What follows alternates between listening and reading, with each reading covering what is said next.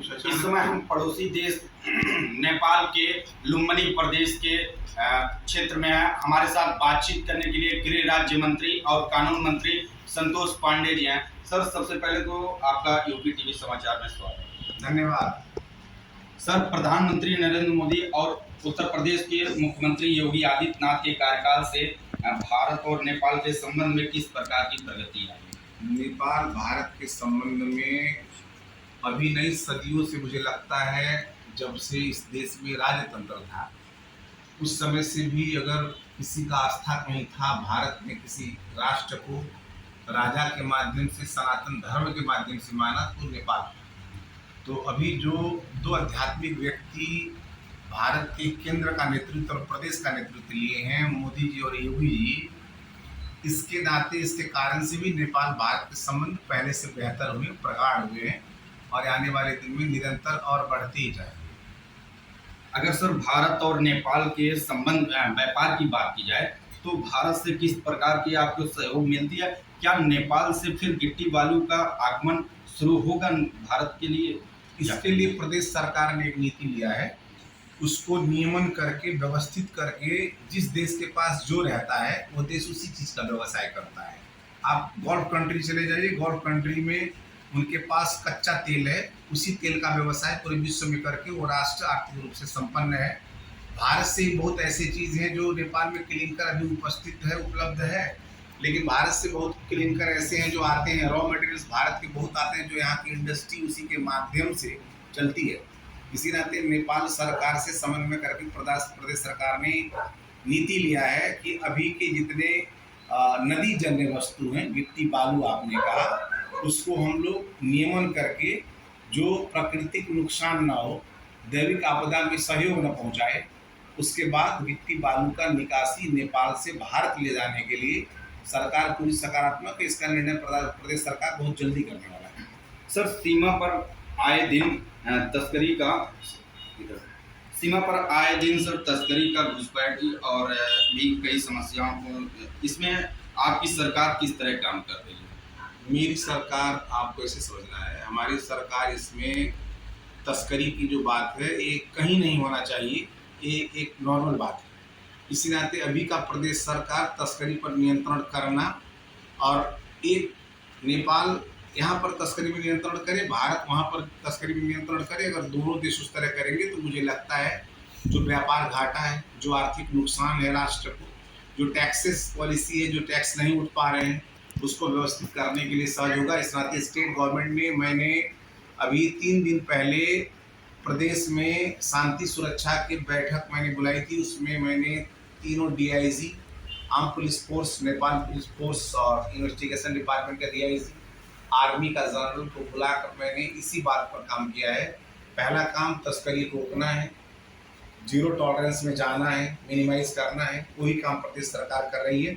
आने वाले दिन में आप जो तस्करी का बात सुन रहे हैं ये मिनिमाइज होकर जाएगा। ये परिणाम आपको आने वाले दिन में जो आर्थिक जो संपन्नता है, जो टैक्सेस पॉलिसी है, टैक्स उठने के साथ ही आपको मालूम होगा कि प्रदेश सरकार ने इस पर कड़ी मेहनत की है, इसका परिणाम आया है। सर, नेपाल की अर्थव्यवस्था को और मजबूत करने के लिए आपकी सरकार किस तरीके के काम कर रही है? अर्थव्यवस्था को मजबूत करने के लिए नेपाल में जो भी वस्तु है जिसे हम निर्यात कर सकते हैं उसको निर्यात की आवश्यकता है। इस रेमिटेंस से मात्र राष्ट्र को चलाया जा सकता है।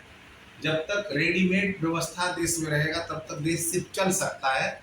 देश को विकसित करने के लिए, आर्थिक संपन्न बनाने के लिए देश के पास जो है, जो वो विदेश को निर्यात कर सकता है, जिसे बेच सकता है। और आपको मालूम है कि अभी हमारे देश के प्रधानमंत्री सम्माननीय प्रचंड जी, पुष्पकमल दाहाल जी और आपके देश के प्रधानमंत्री सम्माननीय मोदी जी से जो बात हुई है उसमें 2 चीज़ का समझौता हो चुका है। एक, अंतर्राष्ट्रीय गौतम बुद्ध अंतर्राष्ट्रीय विमानस्थल संचालन करने के लिए अनुमति लेने का काम भारत ने अनुमति दिया है नेपाल को, अपना पड़ोसी मुल्क, पड़ोसी मित्र समझ के। और दूसरा काम किया है 10,000 मेगावाट बिजली नेपाल ने भारत को बेचने का और भारत ने नेपाल से खरीदने का समझौता किया है। तो हम लोग बिजली के माध्यम से, ऊर्जा के माध्यम से और गिट्टी बालू के माध्यम से जब इसके निर्यात को हम लोग नियमित करके व्यवस्थापन करके इसे बड़े संख्या में जब हम लोग विदेश इस चीज़ का निर्यात करेंगे, उसके माध्यम से ये देश आर्थिक रूप से संपन्न होगा।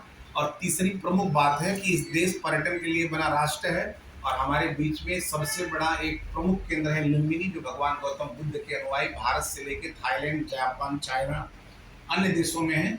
इस नाते वो 1 अरब से ज़्यादा हैं।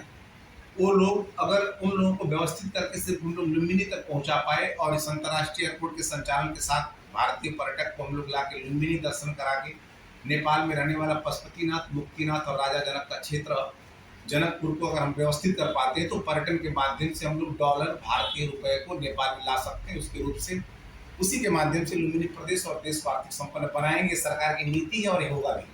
सर, पर्यटन की अभी आपने बात किया, तो सर भारत से नेपाल जब लोग आते हैं घूमने के लिए, तो नेपाल के भंसार कार्यालय की बात की जाए तो आए दिन किसी ना किसी से झगड़ा होता रहता है, क्योंकि वहाँ पे ठगी किया जाता है। इसके लिए हम लोग ट्रांसपेरेंसी के लिए काम कर रहे हैं, पारदर्शिता के लिए काम कर रहे हैं।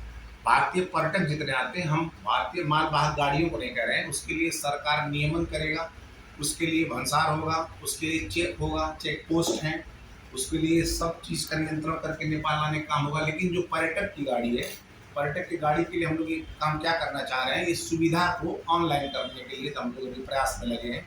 ऑनलाइन करने के बाद भारत का जो भी पर्यटक अपना गाड़ी लेके आना चाहता और आ रहा है, वो ऑनलाइन में नेपाल कस्टम सोनोरी बेलहिया देखेगा। उसके बाद अपना ड्राइवर का लाइसेंस, गाड़ी का इंजन नंबर और चेचिस नंबर डालेगा और गाड़ी का नंबर डालेगा। उसी के माध्यम से उसको वो जो सुविधा पास है वो मिल जाएगा। नेपाल में आते ही वो मोबाइल से दिखाएगा। उसके लिए स्पेशल हम लोगों ने 10 से लेकर 12 कर्मचारी होंगे जो सिर्फ गाड़ी में उनके मोबाइल में वो सुविधा देखेंगे, जो ऑनलाइन ले चुके होंगे। उसी सुविधा के माध्यम से वो नेपाल में आराम से आएंगे। और नेपाल में जो भी ट्रैफिक का समस्या आप देख रहे हैं, नेपाल प्रहरी का समस्या देख रहे हैं, इनको बताया गया है कि ये देश पर्यटन के लिए बना हुआ राष्ट्र है। अतिथि देवो भव का नारा इस जगह पर लागू करना है और पर्यटक को सहजता से नेपाल में लाना है। इसके लिए प्रदेश सरकार का कानून व्यवस्था चुस्त दुरुस्त करने के लिए गृह मंत्रालय तत्पर करेगा। सर, आम जन से जुड़ी हर खबर को यूपी टीवी समाचार मुहिम के तहत दिखाते आ रही है, और हमारे दर्शकों को और दोनों देश के वासियों को आप किस तरीके का संदेश देना चाहते हैं?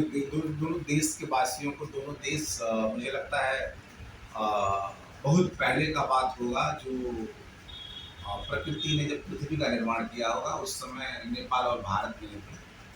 उस समय एक ही देश रहे होंगे। इस नाते आपको जिसका संस्कृति, कला, संस्कार, अपना व्यवहार जिस देश के लोगों से मिलता है वो एक दूसरे देश के मित्र हैं। इस नाते मैं आपके यूपी टीवी के माध्यम से लोगों को बताना चाहता हूं कि जो संबंध है इससे बेहतर होता जाएगा। इसमें कोई पॉलिटिकल पार्टी, कोई सरकार इसको क्रेडिट लेने के लिए कभी ना कल्पना करे कि हमने नेपाल भारत के संबंध को बनाया है। नेपाल भारत के संबंध पृथ्वी के निर्माण के साथ प्रकृति ने तय किया है। आम जनता ने एक दूसरे से संबंध विस्तार किए हैं और आने वाले दिन में इसे कोई भी शक्ति नेपाल भारत की जनता के संबंध को रोकने की प्रयास करेगी भी तो असंभव है। और आने वाले दिन में जो संबंध है नेपाल भारत के, ये विश्व में किसी देश से किसी देश का ऐसा संबंध नहीं हो सकता है। ये और बेहतर होके जाएगा। दोनों देश की जो संस्कृति, संस्कार, जो भाषा, जो भी आप देख रहे हैं, जो एक दूसरे से मिलता है, ये देश का सदियों से चला संबंध इससे बेहतर होगा। तो सुना आपने, ये थे नेपाल के विधायक और यहाँ के गृह राज्य मंत्री और कानून मंत्री संतोष पांडे। यूपी टीवी के लिए कृष्णा गुप्ता, नेपाल।